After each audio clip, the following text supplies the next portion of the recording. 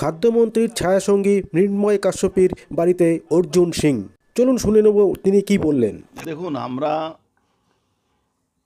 যেরকম বাংলাদেশে হিন্দু নিধন হচ্ছে, বাংলাদেশে রোজ হিন্দুদেরকে মেরে পুড়িয়ে দেওয়া হচ্ছে, পশ্চিম বাংলায় তৃণমূল যাওয়ার একটা শেষে কাউন্টডাউন শুরু হয়ে গেছে। এবার তৃণমূলে কাউন্সিলর হোক, সিপিএমে কাউন্সিলর হোক, কংগ্রেসের লোক হোক, যারা এখন তৃণমূলের বিরুদ্ধে থাকবে তাদের সঙ্গে আমার বন্ধুত্ব থাকবে। আর মৃন্ময় তো জ্যোতিপ্রিয় মল্লিকের 1 নম্বর লোক ছিল, তার জন্য ওকে অনেক খেসারত দিতে হয়েছে। আগেও আমরা ওকে বুঝে বলতাম কি তৃণমূল বিপদে পড়লে কারোর সঙ্গে থাকে না। তৃণমূলের জ্যোতিপ্রিয় মল্লিক হোক বা মমতা ব্যানার্জি হোক, যখনই আপনি বিপদে পড়বেন আপনাকে ঝেড়ে বেরিয়ে যাবে। কোনো কাউন্সিলর, আমি বলছি পুরো পশ্চিমবাংলায় কোনো কাউন্সিলর যারা একটু ভদ্র আছে, যারা তোলাবাজি করে না, তারা কেউ এই দলে থাকতে চাইছে না। ওর স্ত্রী আমাদের বোন শুধু নয়, লাইন দিয়ে। কিন্তু আমরা আমাদের দলের তরফ থেকে একটা জিনিস ভেবে নিয়েছি, আমরা প্রথমে আগে তৃণমূল বিরুদ্ধে আপনাকে আসতে হবে। ওরা কিছুদিন আগে ওরা তো অস্পষ্ট তৃণমূলের বিরুদ্ধে বক্তব্য দিয়েছে। কারা?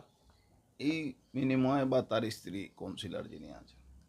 তো আমরা একটা জিনিস মনে করছি কি যেখানে যেখানে যে লোক আমরা তৃণমূলের বিরুদ্ধে, তৃণমূলের থেকেও তৃণমূলের বিরুদ্ধে আছে, তাহলে আমাদের বন্ধু, তাদের কাছে আমরা যাওয়া উচিত। আমি এসছি, আমার আরও আগে আসার, পরের দিনে আসার কথা উচিত ছিল। আমার একটু লেট হয়ে গেছে, নানা রকম প্রোগ্রামের সঙ্গে যুক্ত ছিলাম, কিছু বাইরে চলে গেছিলাম। বিজেপিতে যোগদান আমি দেখুন, বিজেপিতে যোগদান করবে না করবে সেটা ওদের ব্যাপার আছে, কিন্তু আমি তো আমার অ্যাপ্রোচটা সব জায়গায় রাখবো। কেন আমাকে তো পশ্চিমবাংলায় বিজেপিকে ক্ষমতায় আনতে হবে। আর আপনি যদি মনে করবেন তো তৃণমূল সরকারকে কিন্তু মমতা ব্যানার্জি হয়তো নেত্রী ছিলেন, কিন্তু সরকারকে আমাদের মতন লোকরাই এনেছিল। এখন তৃণমূল সরকারকে আমরাই তাড়াবো। কি অ্যাপ্রোচ করতে এলেন? কি অর্জুন সিং এলেন? হ্যাঁ, উনি এলেন আমাদের বাড়িতে, এবং প্রাক্তন সাংসদ অর্জুন সিং মহাশয় আমাদের বাড়িতে এসছেন, এবং আমরাও ঠিক করেছি যে আমরা ওনার সান্নিধ্যেই বিজেপিতে যোগদান করব, এবং এটা আমরা মনস্থির করে নিয়েছি এবং ঠিকও করে নিয়েছি। কেন? কারণ তৃণমূলের থেকে আমরা যেভাবে অপমানিত হয়েছি, যেভাবে অবহেলিত হয়েছি, এগুলো সহ্য করার মতো নয়। অপমান অনেক কিছু নিয়েই আমি অপমানিত হয়েছি। এবং দেখুন, তৃণমূলের বিরুদ্ধে যে সব দুর্নীতি রয়েছে, এছাড়া ধরুন আমি একজন কাউন্সিলর হয়েছি, আমি যোগ্য সম্মানও পাইনি, আমার কথার কোনো মূল্যও ছিল না। এইসব নানা দিক দিয়ে অপমানিত হয়ে আমি আজকে তৃণমূল ছেড়ে আমি ঠিকই করে নিয়েছি, আমি বিজেপিতে জয়েন করবই। কত নম্বর ওয়ার্ডের কাউন্সিলর? আমি ছিলাম 15 নম্বর ওয়ার্ডের কাউন্সিলর, শ্রাবণী কাশ্যপী। ছিলেন আপনি খাদ্যমন্ত্রী, এবার কি ঠিক করলেন? সাংসদ অর্জুন সিং, তো প্রাক্তন সাংসদ অর্জুন সিং বাড়িতে এলো। দেখুন, অর্জুনদা দাদা, দীর্ঘদিনের সম্পর্ক, সবসময় বিপদ আপদ ভালো মন্দ সব ব্যাপারেই থাকে। আর যার ছায়াসঙ্গী বলছেন, রাজনৈতিক কারণে ছায়াসঙ্গী ছিলাম, চোরের ছায়াসঙ্গী কেউ থাকতে চায়? কাকে চোর বলছেন?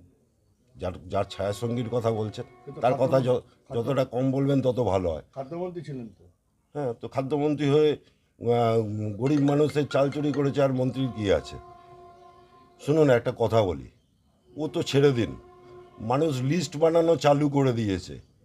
এই যত তোলামূলের তোলাবাজদের এগেনস্টে মানুষ লিস্ট বানাচ্ছে, কে কার থেকে কত টাকা নিয়েছে। আমি নোয়াপাড়ার অভিজ্ঞতা থেকে বলছি, বহু লোক আগের দিনের আমি বলার পর বহু লোক বলছে দাদা লিস্টটা বানাচ্ছি একটু অর্জুন, এই যে তাদেরকেই লাস্ট 15 বছরে কত তোলা দিতে হয়েছে, কারুর বাড়ি বানাতে, কারুর মেয়ের বিয়ের প্যান্ডেল করতে। হ্যাঁ, বলছে যে অপেক্ষায় রয়েছে, দাদা লিস্টটা এখন দেবো না মে মাসের পরে দেবো? কেন? একটু অর্জুনবাবুকে বলবেন যে এই টাকাগুলো যাতে উদ্ধার করে দেওয়া যায়। মানুষ মন বানিয়ে ফেলেছে। বিজেপিতে যাচ্ছেন? অবশ্যই যাচ্ছি। কবে যাচ্ছেন? সেটা বিজেপি ডিসিশন নেবে, বিজেপি দল ডিসিশন নেবে। বিজেপি অনেক বড় দল, আপনি চাইলেই গিয়ে কালকে গিয়ে ঢুকে পড়তে পারবেন না, কি তৃণমূল নাকি?